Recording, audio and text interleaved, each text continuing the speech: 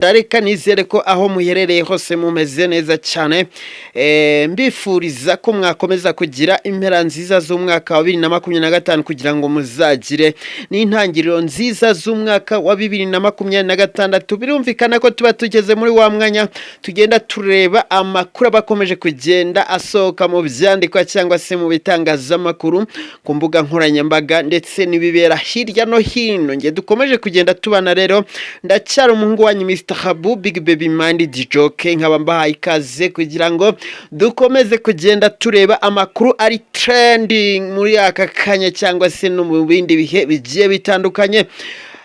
Cyo nakubwira cya mbere cyo nuko dosiye ya Yampano ikomeje kuba ibindi.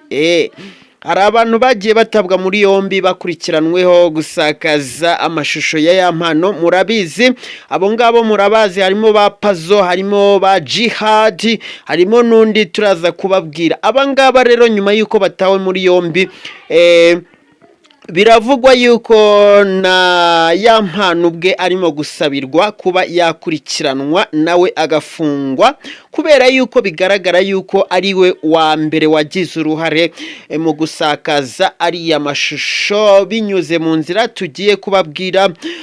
N'urubanza rero rwaje kuba kuri wa 4 tariki ya 4 Ukuboza 2025, aho aba bombi bireguye ndetse n'abavoka babo bakagira icyo basaba urukiko. Reka dusome mu rubanza kwifungwa n'ifungurwa by'agateganyo ruregwamo abakekwaho gusakaza amashusho y'umuhanzi Yampano. Ubushinjacyaha bwagaragaje aho aya mashusho yari ari n'uwashoboraga kuba yagira aho kuri ayo mashusho. Bigaragara yuko uwari umujyanama we ari we Pazo, ari we wagombaga kugera ku ahantu hari ayo mashusho, kubera yuko Yampano yari yarayabitse kuri email ye. Bityo rero kuba Pazo yari umujyanama we bikaba bisobanuye yuko ari we wagombaga kugera ku mashusho. Pazo nawe yaje kuba yakwemera yuko koko ayo mashusho yayabonye kuri email ya Yampano, ariko noneho ahakana yuko atigeze ayakwirakwiza cyangwa se ngo ayakurure ayashyire muri telefone ye, ahubwo ko yasabye Yampano kuba yayakuraho kubera yuko bishobora kuzamugirira ingaruka.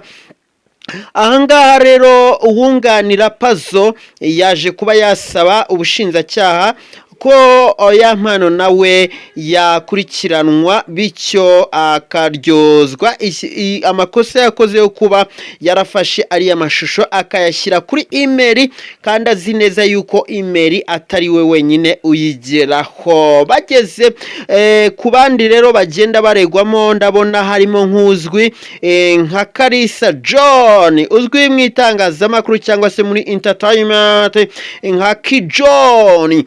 Naho bwaje kuba bwagaragaza ko uyu Ki John hari ifoto yafashe ayohereza Papa Cyangwe amubwira ko ibyayo mashusho byaba byageze hanze, ariko nyamara uwunganira Ki John nawe yaje kuba yavuga yuko umukiriya warengana, kubera yuko kuba yarafashe iyo foto akayiha Papa Cyangwe bidasobanuye yuko yasakaje ayo mashusho ya Yampano atera akabariro, kubera yuko uyu nguyu Ki John nawe yaje kuba yasobanura yuko ibyo ngibyo byabaye, ariko avuga yuko iyo foto yayikuye ku rubuga rwa WhatsApp rwari rwashinzwe n'umuntu wavugaga yuko umuntu uramuha amafaranga aramuha ayo mashusho ya Yampano atera akabariro. Bityo rero yuko yafashe ifoto akayiha Papa Cyangwe mu rwego rwo kugira ngo amubwire ibirimo kubera hano hanze ndetse namugira inama, kuko bari bamaze Yampano na Papa Cyangwe bari bamaze kuba bakorana indirimbo, bityo ko yabikoze muri urwo rwego atigeze asakaza amashusho ya Yampano. Ni ibintu bikomeje kugorana cyane rero. Jihad nawe murabizi ko ari muri iri perereza, arimo kuburana ku bijyanye no kuba yaragize uruhare mu isakara ry'amashusho ya Yampano. Aya mashusho rero ni amashusho yakoze akantu hirya no hino, atuma umunyarwanda wese avugishwa avuga ati ibi noneho abanyarwanda batangiye gukora ni ibiki? Abasore b'abanyarwanda ko mbona batangiye kwishyira hanze mu bintu biteye ubwoba, biteye agahinda. Ubundi ntago twari twajya tubona abakobwa ari bo bakora ibintu bitari ari sawa bakishyira hanze, ariko ntabwo twari twakabonye umuhungu washyize amashusho ye hanze. Gusa Yampano murabizi ko muri iyi minsi ivugwa ko yagiye hanze, aho bivugwa ko yaba yaragiye mu bitaramo, ariko nta wari wamenya ngo bimeze bite. Ubwo ngubwo niba ubushinjacyaha buzemeza yuko Yampano nawe akurikiranwa, kuko asabirwa gukurikiranwa bitewe nuko yafashe ari amashusho akayashyira kuri email, kandi azi neza yuko atari we ugera kuri iyo email wenyine, bityo ko ari bishoboka ko ari we waba waragize uruhare mu isakara ryariya mashusho.